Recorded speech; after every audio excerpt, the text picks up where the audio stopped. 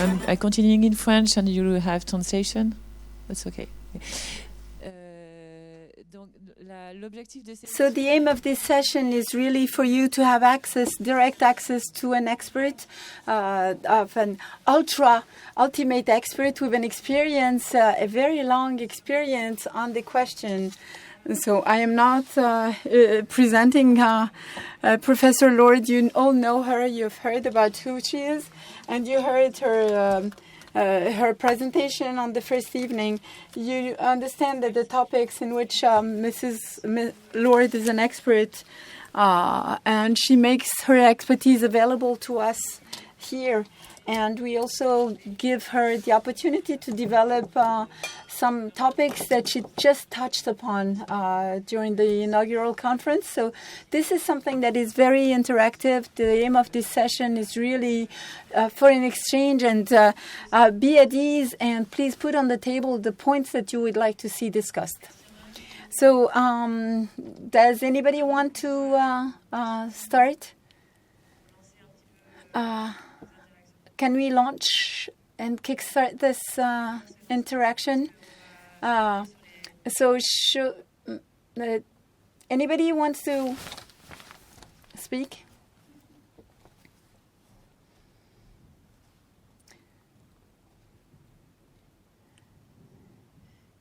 Hello. I am Karine Mantula. Yesterday, could you please introduce yourself? I am a director of a facility that takes care of children, teenagers, and adults with an ASD. And yesterday you spoke about the fact that ADOS and ADI were technical support or technical tools. So there is a positive aspect that ADOS and ADI are tools that are acknowledged as gold standards, but I have the impression that if the criteria are not completely registered in the ADOS and ADI, and that the clinical report that you spoke about yesterday that scaffolds all of that and provides other insights into clinical aspects besides those items, it will be a little bit sidetracked by the ADOS and the ADI, which is a very clear-cut and straightforward thing that is sort of the inescapable.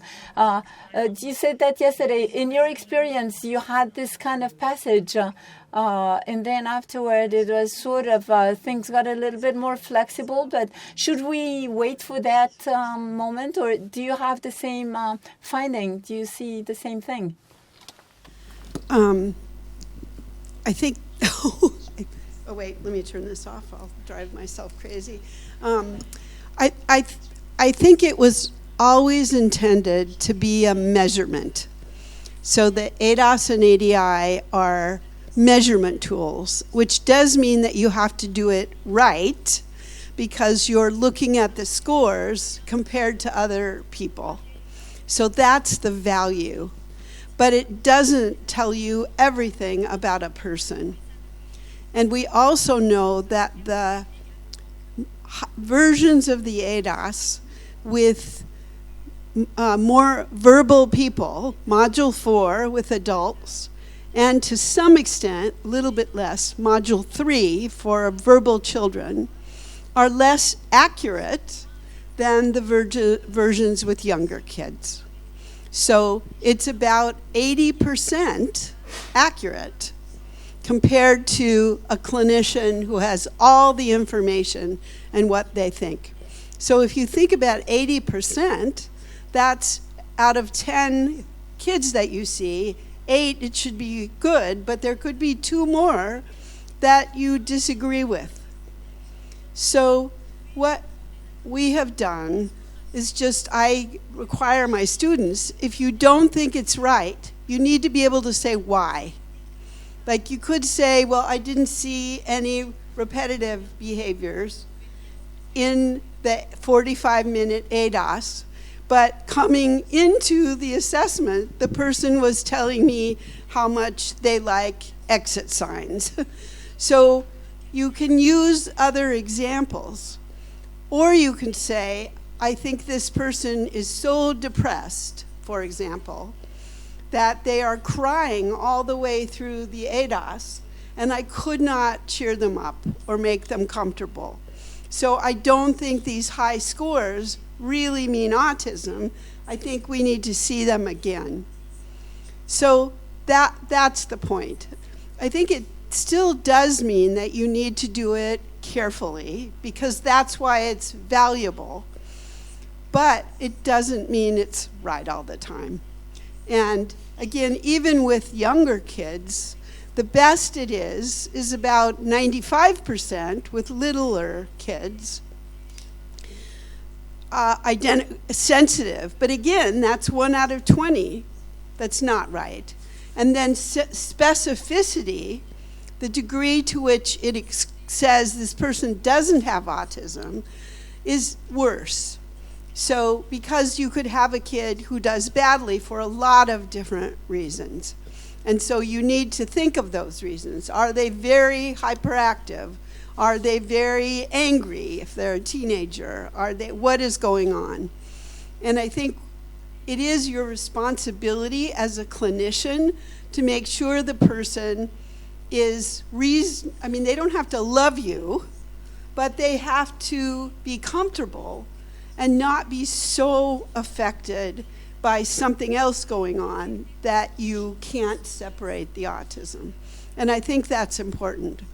We created those calibrated severity scores from 1 to 10 with the idea that for somebody who doesn't meet the cutoff, you could still say they have, out of 1 out of 10, they have a score of 6, which is very high. I mean, ordinary kids have 1 or 2.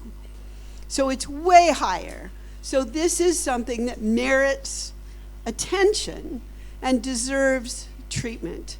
And we've had pretty good luck with, in the US, insurance companies that want ADOSs arguing that either, yes, we do think the person has autism, or yes, they need services, because we have these scores. So I would encourage you to use those scores. In the revision of the ADOS, we're getting rid of the autism spectrum distinction. That's not there. So there's just going to be this calibration of severity. And so it will be more like an IQ score. And again, I think we all know there are limits to IQ scores too, but at least there's a continuum. And so we know that the continuum for most, not all, most autistic people is quite constant across time.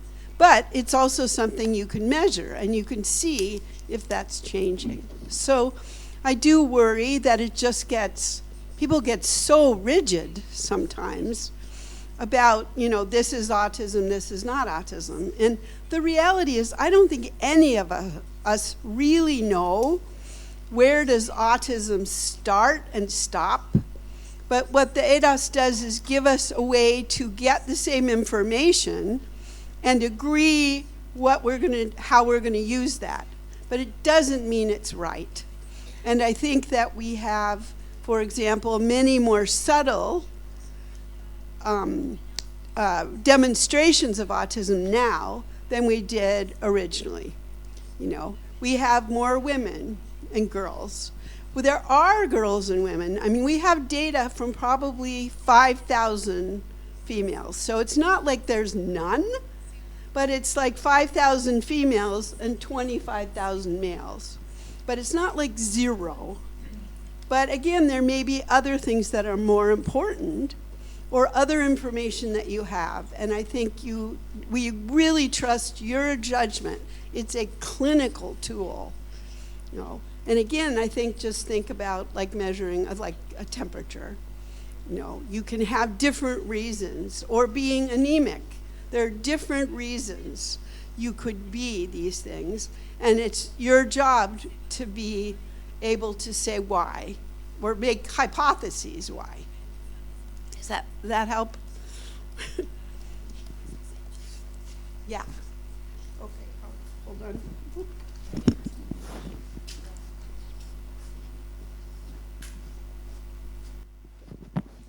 Merci beaucoup. Moi, j'avais une question un peu plus générale. On a vu qu'au final, il y a un grand débat sur est-ce qu'on parle que de TSA ou que de TND, qu'au final, il y a des symptômes qui regroupent les différents troubles du neurodéveloppement. Et il y a eu la présentation de Gabriel, jeune chercheur, qui montrait que lui, il avait une approche où au final, il faisait un peu comme nous, on fait par exemple en single cell analysis, où il faisait une clusterisation sans a priori, et il regardait après s'il retrouvait des patients TND ou pas dans ces différents clusters. Est-ce que vous pensez que c'est la nouvelle étape vers quoi, en tant que chercheur, on doit aller, et donc partir d'une approche non biaisée, clusteriser nos données et regarder si on retombe sur des symptômes en clinique et des phénotypes dans les modèles précliniques?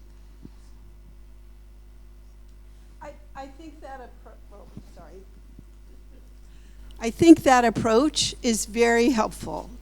I also do think, and I mean, even thinking of Menchung Lai's presentation, that all these people who almost have autism are not that different from somebody who solidly has autism or someone who barely has autism.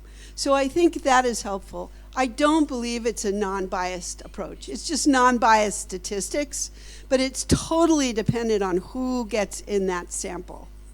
And the statisticians tend to forget that. It's like, where did you get all these other people from? And what information do you have? If you have a very big sample, then your data are probably not that great because they're from medical records or they're from schools or whatever reports. If you have a smaller sample, it's biased in a million ways. So I think we have to be careful to not say, oh, this is non-biased. But I do think being aware of the whole neurodevelopmental disorders is really important. In our longitudinal samples, so we have these 250 people we followed since they were 2, who are now in the 32 to 34 years old. Some of them, we have seen them face to face, I think 8 times, and we always do a blind diagnosis of where are they now, so ignoring history, except when they were 2. We have about 20% of the sample who have never had autism. They are not very different from the autistic people. They are a little bit more likely to have a friend and a little more likely to be depressed or anxious and have less quality of life, which is interesting. Because I think they don't have a label. They don't have a community or the services sometimes. But otherwise, their likelihood of employment, of going to school, of adaptive skills, except socially, are the same. And they have neurodevelopmental disorders. Some of them have severe ADHD, some of them have intellectual disability, language delays. The other thing in our sample, which might just be us, is that the people who have low IQs are quite behind. So their average nonverbal IQ is about 40, and verbal IQ is 30, so low. And people with and without autism do not look different at all.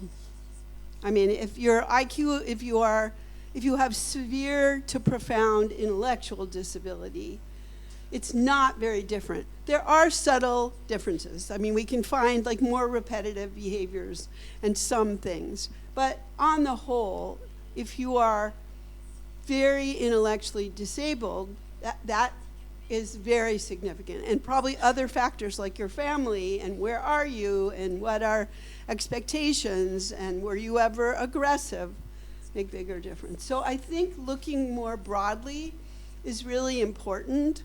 But I do think there is something, I'm an autism person, so I think there's something a bit different about autism because of the combination of the social difficulties and the sensory need for repetition, restricted interests.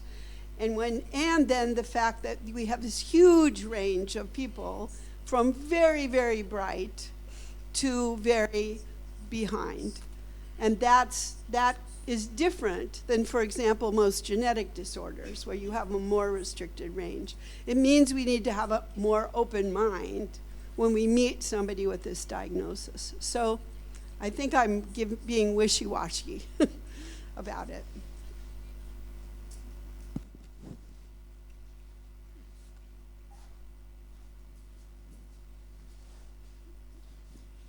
Yes, I'm mostly a family representative and also a physician, but in another specialty. So when we go to international meetings like this one, from each country we have the best specialists like you, and we had again this morning Dr. Vivanti showing us early intervention in US.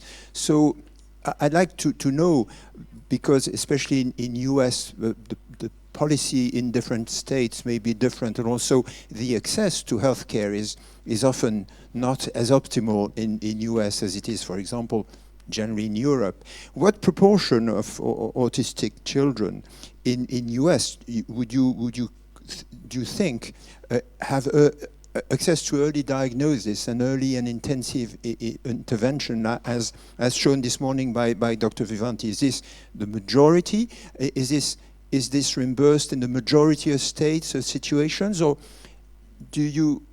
are there also autistic children, diagnosed late and with very limited intervention, etc.? Yes. Yes. So I think that most states now in the US, because of Autism Speaks, the parent organization, have laws that say that families have access to ABA if they have a child with autism, and that insurance has to cover that. But it doesn't mean they're always, first of all, it's ABA. Some states, like Giacomo was talking about, have allowed under ABA any kind of evidence-based treatment. So California and New York, where I most recently have lived, they changed that so it's not just ABA. But it's different in different states. But it does mean you have to have insurance.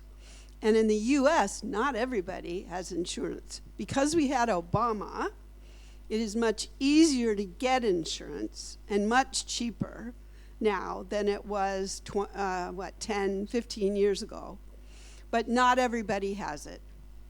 And then some kinds of insurance for very poor people, it repay so little to the practitioner that the professionals will not take it. So that is a huge issue. It's also the case, for example, in Los Angeles, more than half of people are Spanish speaking. Many of those families speak English too, but not necessarily well. And so going through all the steps that you'd have to go through to get services, families don't know how to do it, and no one helps them. So they do go to doctors if their child is very ill, but the doctors don't have time to say, have you signed up this? Where are your papers? That is not what they can do. And so they're lost. We're doing a study right now in bilingual families in Los Angeles who have few resources. And we are shocked at how little help they've gotten, even when they are entitled to. So I think it's hugely variable.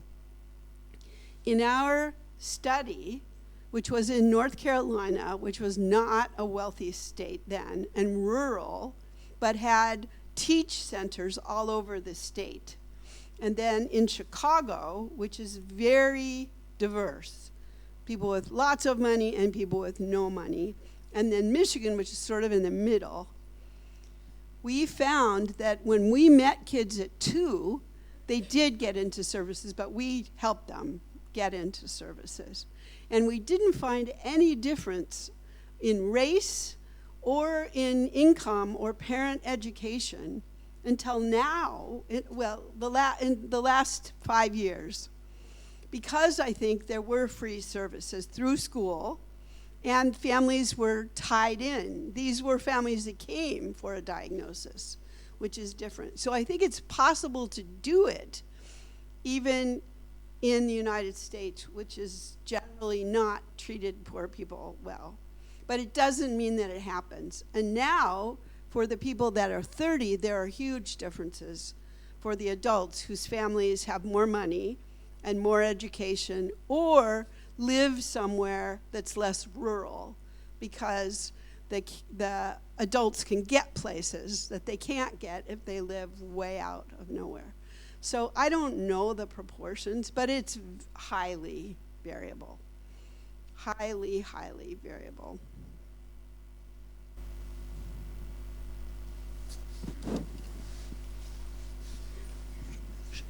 J'ai une question sur la... Hop.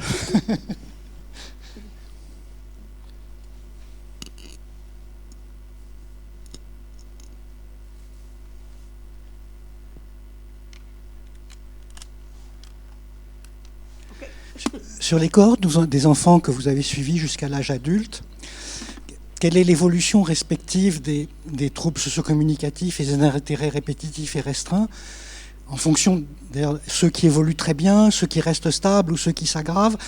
Est-ce qu'il y a des patterns où ça évolue parallèlement ou de manière différentielle? Parce qu'on a des intérêts répétitifs et restreints qui sont très adaptatifs, gens qui développent des compétences énormes, et puis d'autres qui sont extrêmement invalidants. Donc je voulais avoir un peu votre avis.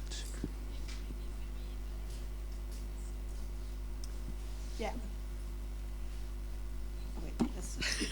We were very surprised that the patterns of change in communication and restricted and repetitive behaviors are often similar. I didn't expect that. So what has happened in our sample is that the people that are more verbal do fewer and fewer simple repetitive things like tapping something or flapping their hands or hitting themselves as they get older. So those go down. For people who have more intellectual disability and autism, they also go down, but not as steeply. For insistence on sameness, that is more stable regardless of IQ and regardless of time. So people that are it's very important to them to have the same thing happen. That seems less likely to change. And I do think that we can do things in the environment to make life easier for those people, but it's more stable across time.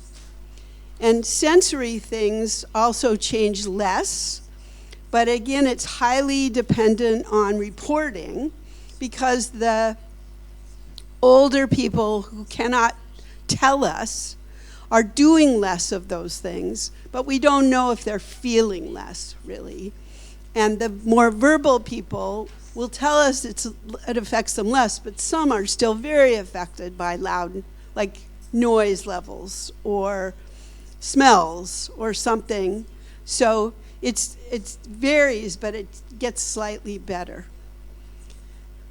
We do have in our sample of people with average intelligence, we have about, It's about a little bit less than a third of the people. I don't think you would know they had autism now. Some of them will tell us, I know I have autism, and their siblings tell us, he's still autistic. But if you met them, even being experts, I don't think you would have an idea. But that's just a third. Another third are people that you would know had autism, but are doing quite well. They have some kind of job, often not a good enough job as we would like, but they have some kind of job, some kind of social life, and are feeling like their lives are good, although they could be better. And then another third are really having a hard time. And the main issues there are anxiety, depression, any kind of aggression, usually verbal, like losing their temper, those issues, and then not having anything to do. I mean, we have a third of people with average intelligence or better sitting at home with their families, mostly playing video games or watching YouTube or printing out pictures of women with red hair. I mean, so that is to me, very sad, because I think they could do more, and they are less happy. But again, it's hard to know what the cycle is exactly. Of the people with lower IQs, again, our sample is very odd because we only have 2 people with IQs between 50 and 70. I don't know why. But under 50, most of these people have some language. Almost everybody can talk a little bit. But people can't create sentences. When we talked about profound autism, they couldn't tell someone, there's a fire, help, out of the blue. Those people, though, also range from families describing them as very happy to people that have a really hard time. Again, often aggressive behaviors, which get everybody upset, including them. I mean, some medical problems, seizures, a variety of things. So there's a range there.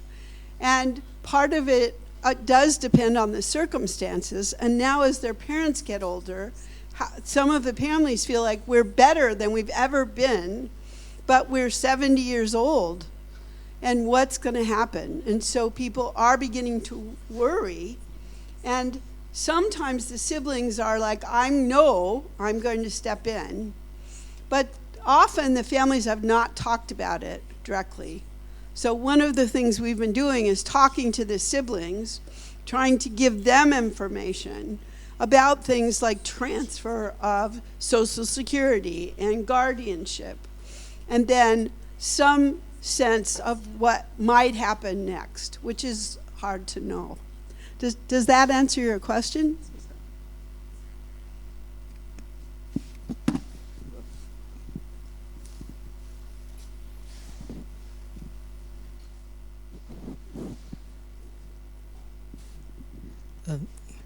Hello, Professor Lord. First of all, it's an honor to speak with you. Well, that's he, okay. I'm a PhD student, like a very amateur researcher in assistive technology. It's like right now we are in a dilemma. Probably it's a question for everyone. We are like trying to build tools that could help users with neurodevelopmental disorders, mainly that are in the non-verbal area. And recently I had a direct conversation with one of the parents. The question was like, how can you assure like what you are trying to build is actually needed by the user, because you are building tools based on the feedback from the caregivers. We personally think we are helping, but like it's a dilemma that we recently started having, like as engineers that build tools, are we actually helping the end users, or because the intent is good but we don't want to like make it complicated. Yeah. I think I think that is a running question that is brought up particularly by stakeholders and people who are smarter, who have autism, of how do you know what that person's thinking when they can't tell you. I think the reality is they aren't going to be able to tell us. So what we have to do is use their behavior. I do think that over the years, I have seen many autistic people where we've set up routines that allow them to do things and then go and use the routines on their own with nobody telling them to do it. So that's one thing I would do, is if you're using like a bracelet that is telling you something or telling the person something, and you see if they go put the bracelet on. I mean, you could say, well, maybe they're just being nice, but that's true for anybody. We could say that's camouflaging, but I think you could use behavior to see how much it seeks out. I think the other question is, does it change our behavior in a way that seems to help make the person happier and more aware? I think one of the things for me, I was trained first by Lovaas and then by Teach, and then sort of psychodynamic, and then by Teach. And one of the things that Teach that they do is you want to make the environment predictable to someone with autism who, just like all the rest of us, wants to know what's going to happen, and either may not understand language, so if you say maybe later, doesn't know what you're talking about, or doesn't know like your facial expression. If you're making or women, at least in the US, are so sweet, like, honey, don't do that, honey, don't do that, come on, sweetie. Is that saying no, or is that saying I love you? It's not that different. So if you can make it clearer to somebody, like I'm saying, first we'll do this, and then we'll do this, or if you want this, come here. I mean, I'm not talking about behaviors, I'm just talking about making things clearer. So I do think that that's a place where technology can help. I'm pretty suspicious of technology that we would just turn over to anybody and say, go do this. Because I don't think that technology is that great. Although I play solitaire, if I'm nervous, I use that technology to calm myself down.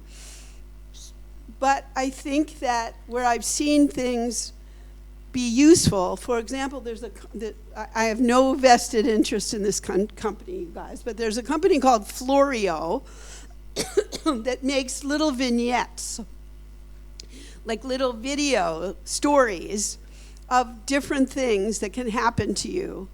And the idea is to watch them with, it could be an autistic person or somebody with some other issue. And for example, they have things like you're walking down the street and you can make your avatar, and then you're stopped by a police officer. And the police officer is rude. He says, hey, you, what are you doing? Well, what you have to learn is you have to be polite, even if he's rude. So you can see what happens if the autistic person turns around and says, hey, you, what do you want? Which is not a good thing in autism, especially not if you're like a tall man. And so it shows you that. So then it shows you, come here. Well, do you have to come? I mean, it's like, I don't have to come here. Well, you might be better. So you literally can talk through it. And somebody can see what happens when you don't do something, what happens. In a restaurant, same thing. So we've found that technology quite helpful. We can practice that ourselves too, but it's easy to have this, and the patients like it because it's much nicer than anything I could draw, or me fluffing through papers or finding the right book or whatever. So it's not a simple answer, but I do think those things. For less able people, I think we'll get there, but there's a lot of people tend to sell these things.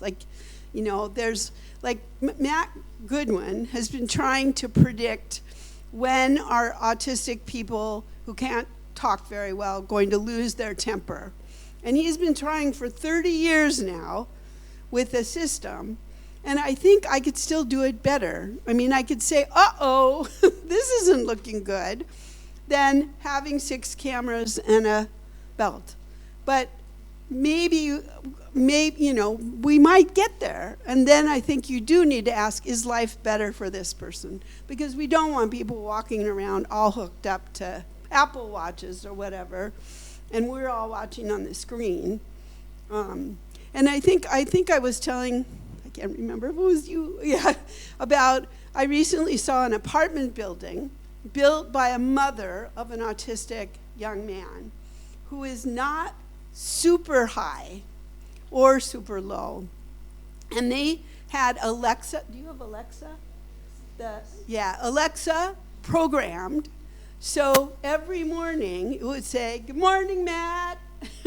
It's raining." And that just, I mean, basically wake him up. He has a job. But the other things they had were, it would also, when he came home, it would remind him, you know, it would say, "Oh, it's raining. Are you wet? Hang up your coat." You know, not thousands of things. They also had something in the shower that showed him what the temperature of water was before he got in. Just having traveled, you guys, recently across Europe, getting burned in showers or freezing to death is part of the experience. But it's not, we don't need that experience. So being able to see there's a green light or there's a red light or there's a yellow light. They also had something on his stove that showed on the burners, not the oven, but the top, that if somebody wasn't there for 4 minutes, then it turned off. So if he wants to cook something on the stove, he has to stay there because they don't want him leaving the thing on. And then there's also something, but I can't remember what it was, that could detect if he had a seizure, because he has a seizure disorder. But that allows him to live in his own apartment. And although you think, well, this Alexa is bossing him around, he can ignore it. And he can say what he wants it to do. So I think there's a real room for technology there, and even for people that aren't very verbal. But we do want to know what they're, like, he loves it. He could have shown me around the room, the apartment all day. We could have just turned the water on and off or listened to the Alexa. And so I think that is a really important question of what does someone think and what good does it do?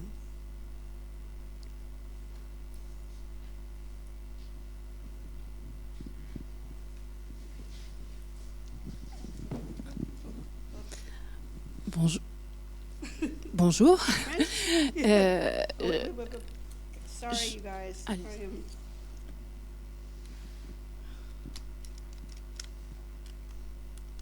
Okay.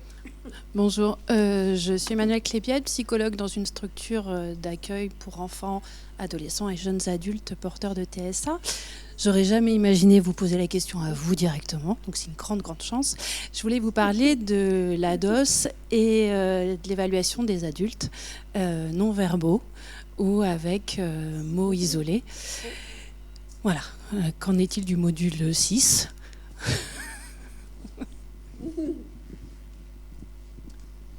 It exists.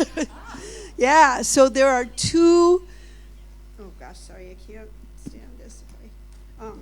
There are two adapted modules. I don't know, I think we're calling them Adapted 1 and Adapted 2. So one for people who would get a Module 1 normally, and one for people who would get a Module 2.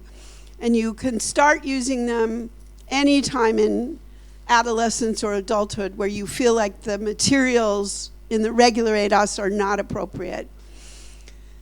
We are working on an ADOS 3 that won't be available probably for another year, but I will take credit for this, convinced WPS, the company, they have to include the modules for older people, even though they thought no one, not that many people will buy it. they will exist. And they are mostly materials you've already got, but there's some extra, and you will be able to just buy those. It's interesting because it's a little bit different. There's both different materials because we don't want to be blowing bubbles in the face of a 30-year-old. But there also are somewhat different actions, and we were really encouraged to see that in the adapted module 2, people can do things that they couldn't do when they were 10 years old in a module 2, even though they're still using phrase speech. So it exists. It's not perfect. For people with no language, diagnostically it doesn't matter. I mean, you can do it because you get to see people do 10 things, but it isn't. We could not find enough completely nonverbal people without autism who don't have very significant other disabilities like visual impairment, hearing impairment, motor impairment. We just couldn't, I mean, we can find a few, but there's not many. But after that, it starts being diagnostic. But it is coming, and there are data about it, and it feels nice, you know. There's some nice things in it that feel much better to do with an adult. The other thing we're working on while I'm to the ADAS users is a module 3YF, which is for very young, very bright, verbal kids. We're giving them a module 3 seems ridiculous. But giving them a module 2 underdiagnoses them. And so we have a version that we're testing out. The trouble is it's long, so we're trying to get it shorter. But we have basically you give some module 2, some module 3. You score module 3, but not all the codes. So I think that will be better because it does feel ridiculous asking a 3-year-old, are you planning on getting married? No. So we're getting rid of that.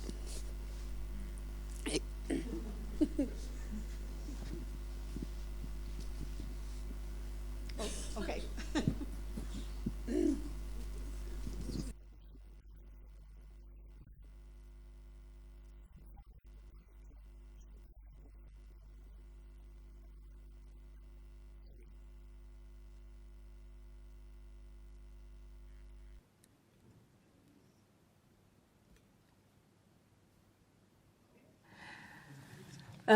So I'm not challenging it's self-evident in early diagnosis. More and more, we are led to diagnose from the age of 2 or 3, and the children are managed when the diagnosis is positive. And I think that I understood from what you said yesterday that you reassess the diagnosis a little later. But in any case, I took that course also because at 5 or 6 years old, I don't have figures, but we frequently have children with severe disorders of language and severe hyperactivity, which were compatible with diagnosis of autism, and for which speech therapy enabled great progress, and also maybe Ritalin a little bit later. Systematically, do you reassess the children a little later? It might take just a few minutes. Sometimes you just have to look at the child. But is this something that you do afterward?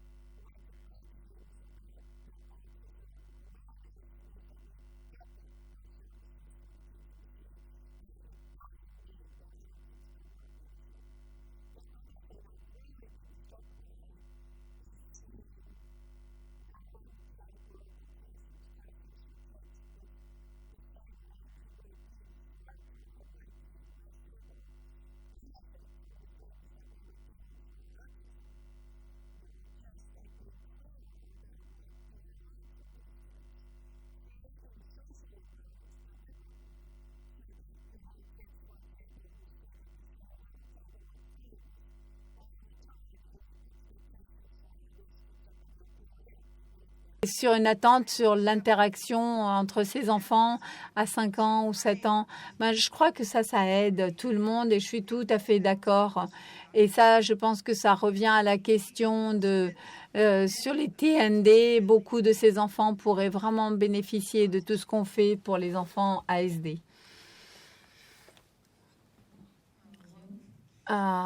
Me again, some of the young people that we follow, some of the young people that we help have orofacial dyspraxia, and because they have a tiny level of development, we do as if they were, because they have a small level of development, and it's normal that they don't speak because that's part of the autistic symptomatology.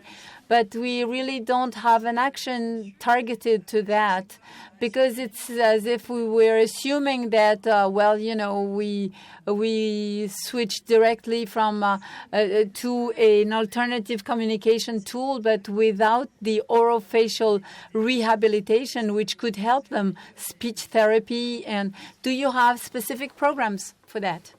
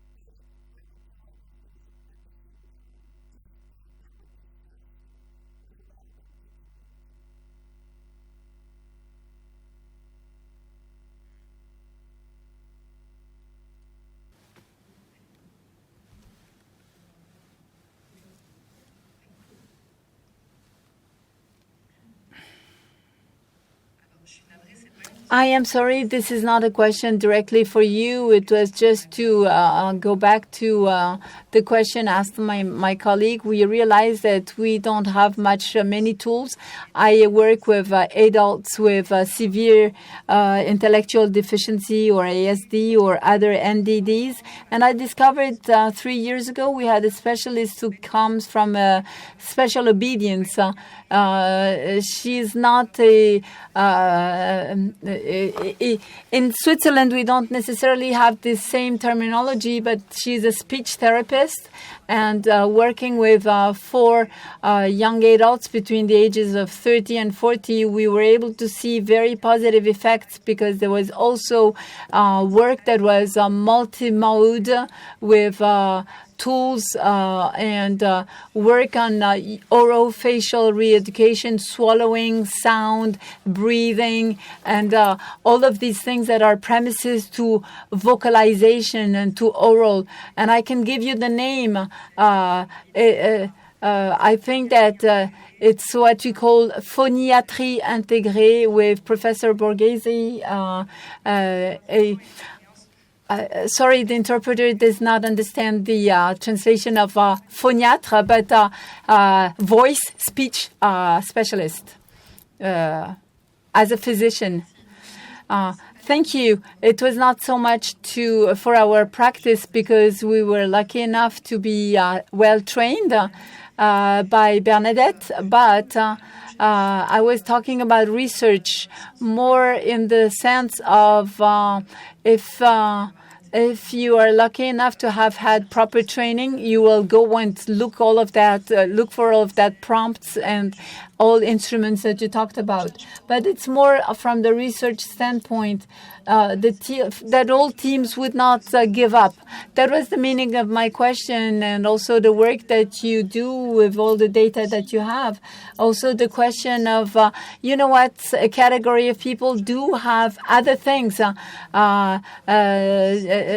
It's because they have deficiency, they should not mask that they have other issues, and these people would like to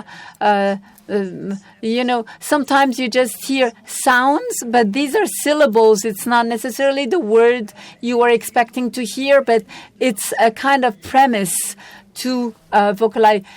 Instead of saying, oh, the poor person does not speak and has no speech, but really keep investigating and maybe from the investigation standpoint, if there was anything.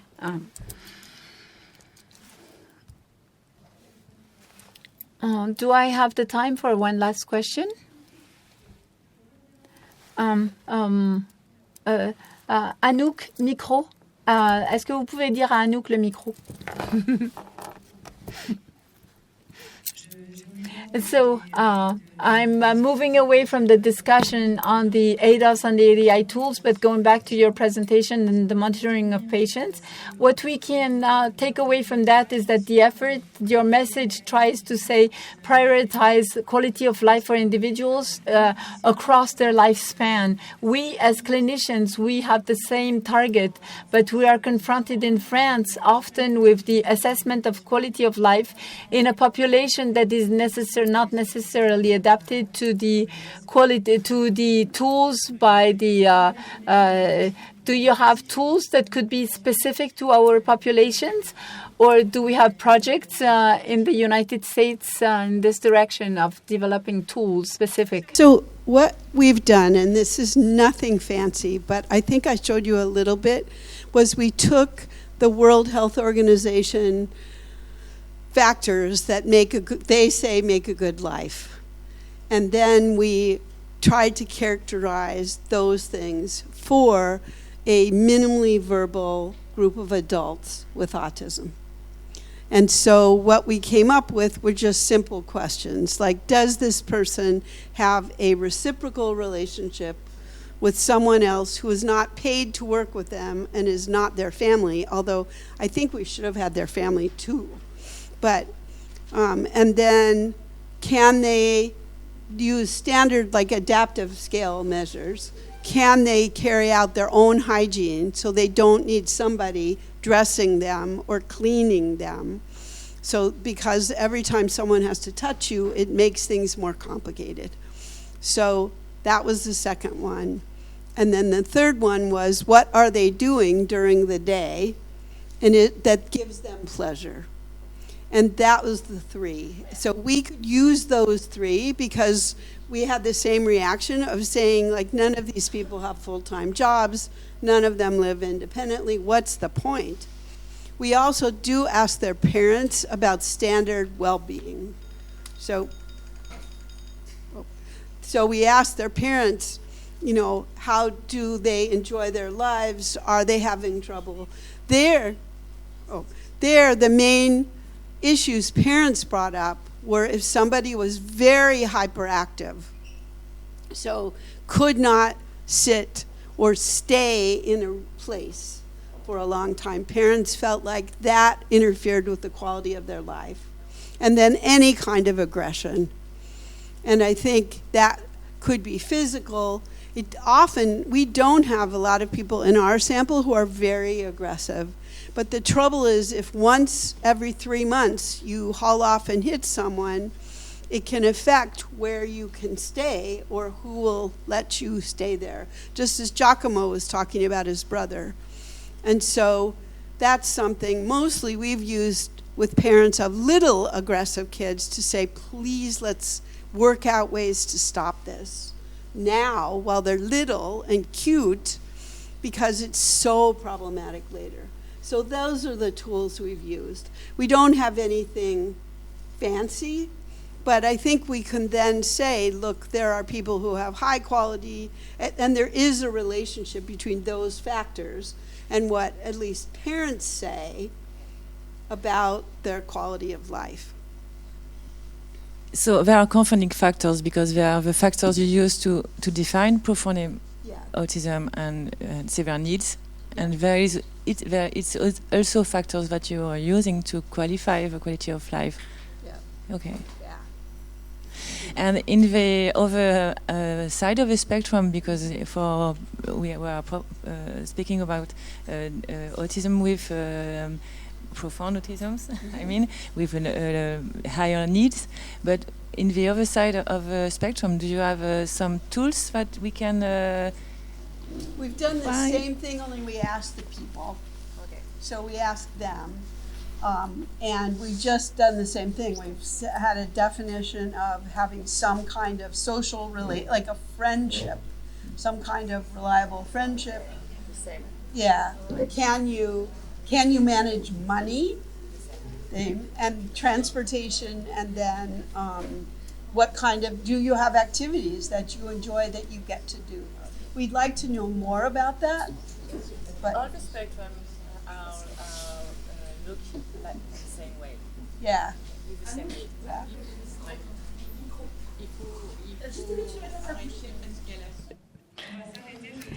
So we are going to stop here, and I was just summarizing the conclusion, the elements that were associated with profound autism, even if we need to debate this term. The aspects that were extracted in the focus group and the assessments that were made with parents and the end users or persons concerned are the same that as the ones used for persons with intellectual disability or on other parts of the spectrum. Thank you so much.